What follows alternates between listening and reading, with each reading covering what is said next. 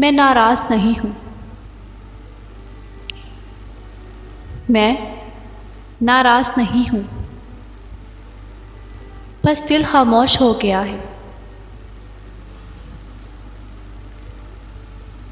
मैं नाराज़ नहीं हूँ, बस दिल खामोश हो गया है। बहुत सुनाटा सा फैल गया है अंदर तक।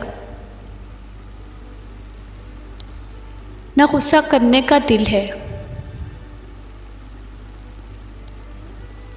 न शिकवे की तमन्ना, ना ही किसी चीज़ की ज़िद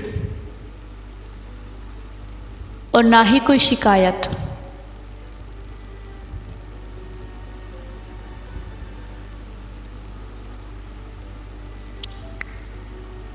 हमारी हैसियत का अंदाज़ा तुम पे जान के लगा लूं।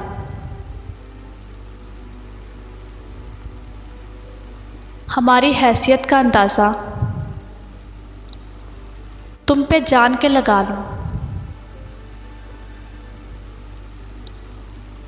हम कभी उनके नहीं होते जो हर किसी के हो गए।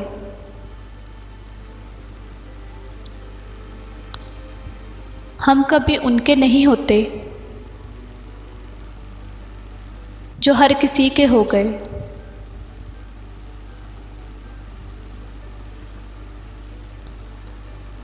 मुर्शद हमारे हौसले तो देखो, मुर्शद खुशियाँ लुटाते हैं, गम अपने पास रखते हैं।